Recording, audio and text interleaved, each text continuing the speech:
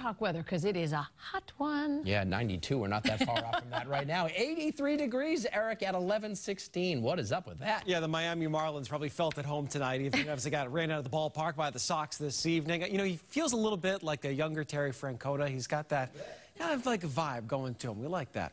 Now, of course, this month has been exceptionally hot out there. You know it, you lived it, you've walked outside in it, you've sweated through it.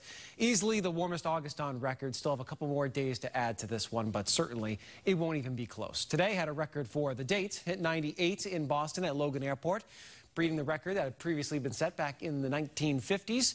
And we also set a record for the warmest low temp for the date. 81 is as cool as it's been all day in downtown Boston, easily breaking the record there. I did love this picture sent in from Heather and Hull this evening. A little bit of pier jumping into the cooler water. You've got that hazy sun, Boston in the distance there. A really beautiful shot on an extremely hot day. Now, out there tonight, we still have some 80s across much of eastern Mass and southeastern New Hampshire, 70s toward the Cape and the islands. Some of that relief is slowly trickling down out of Canada, but it will be a very gradual process as we head into the day tomorrow. You also notice the drier air there across parts of Canada around the Toronto area. We are very humid in the 95 corridor. This isn't going to be the type of front that just sweeps on down across the area, brings in those dry northwesterly winds. It's going to happen a little bit differently. And some of the downpours that we have off to our west tonight, most of those should dry up as they head off toward the east. So tomorrow morning, it's very warm, it's very humid. We're near 80 degrees right off the bat again. At midday, we're close to 90. It's not as hot as the last couple of days, so it might feel a little bit better outside. It's still very humid, though. And then as we head into the afternoon, a sea breeze starts to push in. So the coast cools down first. Along that sea breeze boundary in eastern Mass and southeastern Mass, a chance for a couple of pop-up storms that could have some briefly very heavy rainfall. So we'll be watching those in the afternoon. Your high temps around 90 in Boston, low 90s in southeastern Mass. This will be our hottest spot. And then 80s to the north, where we'll also get a little bit of a better push of some drier air. So here's a look at the dew points throughout the day. They start off very humid. Midday, we're still looking at them in the upper 60s to around 70. By tomorrow evening, it's drier into Vermont, New Hampshire, and western Mass.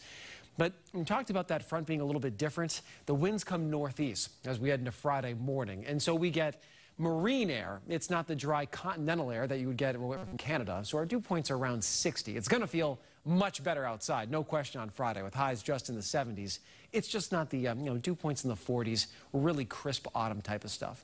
Saturday's another day where we have some relief, some 70s, lower humidity, just a little bit muggy. Sunday's where the heat starts to build back. A chance for a pop-up storm in the afternoon.